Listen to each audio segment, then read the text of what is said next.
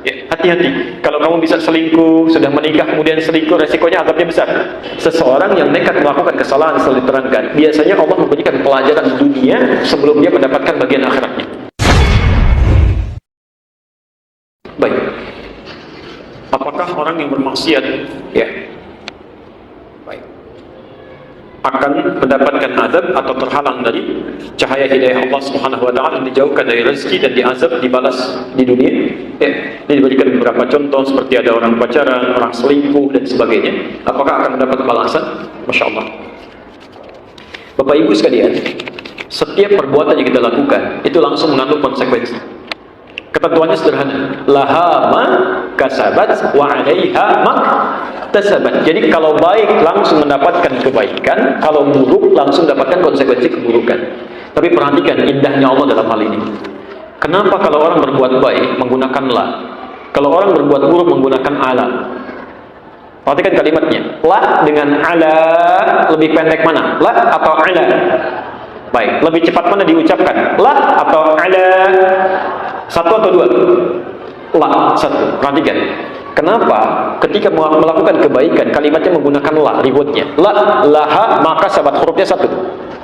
Saking cepatnya Allah mengapresiasi setiap kebaikan yang dilakukan. Jangankan pekerjaannya, niatnya saja sudah ada pahalanya.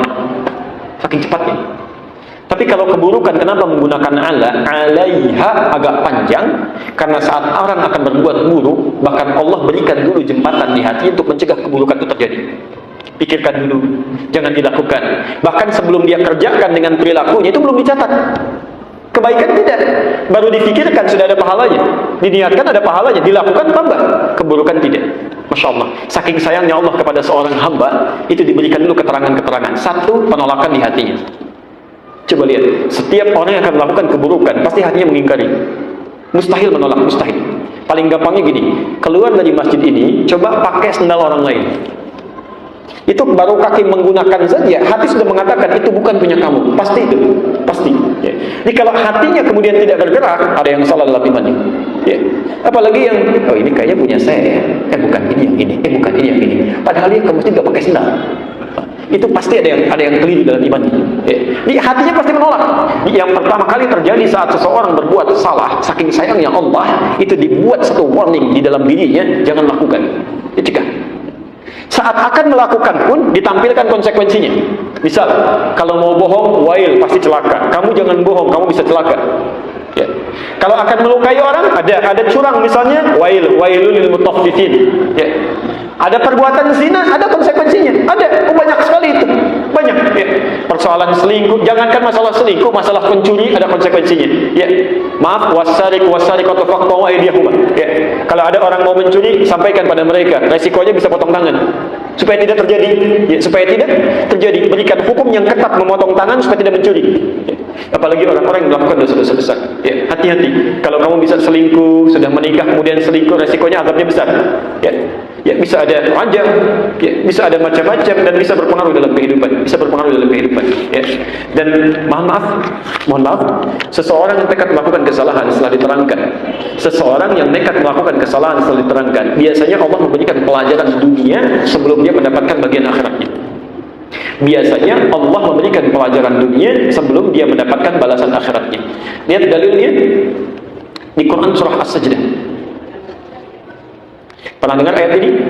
وَلَنُذِيقَنَّهُمْ مِنَ الْعَذَابِ الْأَدْنَى دُونَ الْعَذَابِ الْأَكْبَرِ لَعَلَّهُمْ يَرْجِعُونَ. Allahu Akbar. Ayat Quran surah 32 ayat 21. Ya, kalau saya tidak keliru ayat 21. Posisinya sebelah kanan paling atas. Kalau mushafnya sama ya. Walanudhiqannahum di lembar yang paling akhir, setelah mau selesai paling atasnya. Walanudhiqannahum minal adzabil adna dunal adzabil akbari la'allahum yarji'un. Perhatikan kalimatnya. Dan kami akan timpakan kepada sementara orang supaya dia sadar, ya, hukuman dunianya Ada orang yang oleh Allah diluruskan di dunia dulu, seperti dihukum, ya, diberikan pelajaran dunianya, dunal adzabil akbar, bukan siksa yang nanti diberikan saat di akhirat. Allah tangguhkan siksa akhirat, tidak diberikan, ditahan-tahan begini, diberikan hukuman dunia supaya dialihkan, la'allahum yarji'un, supaya dia kapok dengan itu, kemudian dia tobat. Ya, dengan tobatnya ini siksa akbar yang ada di akhirat tidak akan diberikan. Ya, tidak akan diberikan. Ini ada dosa-dosa yang saking sayangnya Allah, jangan sampai kamu dihukum saat di akhirat nanti, diberikan jalan keluar. Karena dia diingatkan gak mau dengar, ditampakkan gak mau sadar, maka diuji dengan musibah. Ya, saking sayangnya Allah ditangkap dia. Cara nangkapnya juga polisi lain, ya, seperti dihinakan di masyarakat, ditampilkan, diisolasi. Masya Allah, kurang apa lagi kalau sudah diisolasi, ditempatkan di satu tempat, diberikan tausiah, ya, tiap hari dengar tausiah saja, tiap hari dengar ceramah, kemudian dipisahkan dari orang dengan 12 tahun belum sadar juga. Berapa lama yang waktu yang dibutuhkan untuk sadar? Supaya dia tobat dengan menangis, dengan tobat, dengan dirampas yang kelihatannya seperti diambil hartanya, bukan. Itu kamu memang korupsinya 5 miliar, tapi 5 miliar itu jadi modal masuk ke perut, jadi alat usaha, bertambah, diambil kena TPPU yang diambil 10 miliar.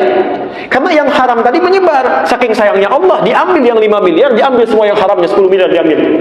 Supaya kamu bersih hidupnya, tobat kamu, yang haram sudah keluar, yang tobat, yang dosanya sudah dihapuskan, tinggal tersisa yang baik-baiknya saja. Tersisa yang baiknya, maka azab yang di atas itu ditangguhkan oleh Allah, maka bisa dihapuskan. Ya. Tapi kalau masih nekat melakukan itu semua, maka boleh jadi bukan hanya siksaan yang ada di dunia, tapi yang di akhirat pun bisa menanti dan bisa menjadi ancaman yang sangat luar biasa. Ya. Nanti satu saat kita akan bahas, kalau nanti sudah tiba pada masanya, ada ayat-ayat yang membahas tentang pacaran. Ya, nanti itu masih panjang. Al-Hujurat surah 49 ayat ke-13 itu. Ya, kita masih di Al-Fatihah, itu pun belum selesai, ya. Jadi masih sabar, nanti ayat surah ke-49 kita akan lihat. Jadi ada pacaran versi kamus, ada pacaran dalam dunia realita, ada pacaran menurut budaya, ada pacaran dalam tinjauan hukum agama. Seperti apa itu? Itu keempatnya bisa berbeda. Ya. Bahkan yang paling menarik begini, ternyata kalimat pacaran dalam kamus bahasa Indonesia dan sejarah budaya kita sejak dulu, itu ternyata kalimat itu bermakna positif. Dulu positif itu, ya, terkait benar dengan makna syar'i itu. Ya, saya persingkat saja dulu. Kalau orang Melayu di Sumatera bagian utara ke sana, kalau suka dengan seseorang, itu nanti yang laki-lakinya akan berdiri pada saat pertengahan rembulan, kemudian dia mencari satu batu, duduk di samping rumah perempuannya, ya, yang dia sukai itu. Lalu dia akan mengumandangkan syair, ya, mengumandangkan syair. Kalau sudah mengumandangkan syair, nanti bapak calon mertuanya akan mengendap-endap dari rumahnya, ya, ke belakang itu supaya tidak mengendap-endapnya, ya, supaya tidak ketahuan, dia mengendap-endap, lalu ditangkap tuh, ketahuan kamu, gitu. Lalu dibalas syairnya, apa yang kamu inginkan, apakah serius dengan anak saya, kira-kira begitulah, ya. Setelah dia menyampaikan keseriusannya, jadi itu tradisinya begitu, budayanya, ya. Setelah menyampaikan keseriusannya disetujui, maka yang perempuannya itu akan dipinggit, dipacari, maksudnya ditandai dengan daun pacar, ya, ditandai dengan daun pacar bahwa dia sudah dilamar oleh laki-laki tadi. Proses itu disebut dengan pacaran. Proses memberikan pacar pada perempuan itu karena sudah dipinang lewat bapaknya. Dia nggak ketemu dengan perempuannya. Dia sampaikan pada bapaknya. Kalau bahasa kita, saya minat dengan anak bapak, tolong terima. Dijawab oleh bapaknya, kamu saya terima kalau kamu serius. Kalau sudah serius, anak perempuannya akan ditandai dengan daun pacar. Ya, maka dipacari dia, dipacari maksudnya ditandai dengan daun pacar, sudah dinyatakan sebagai perempuan yang dipinggit dan diberikan kursus selama 40 hari oleh ibunya menjadi istri yang salihah. Itu asalnya. Di kalimat pacaran itu dalam budaya demikian. Dalam kamus pun akan beda.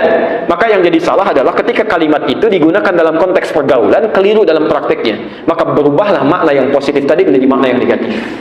Ya. Sehingga dengan perubahan negatif ini biasanya yang terakhir yang dipakai. Yang terakhir yang dipakai. Ya.